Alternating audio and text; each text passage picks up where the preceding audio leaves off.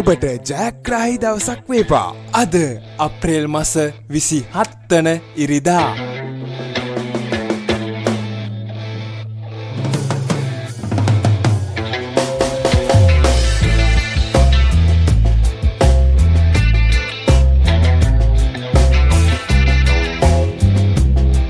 ජයග්‍රාහී අංක දිනපතා නැරඹීමට අපව සබ්ස්ක්‍රයිබ් කර තබා ගන්න.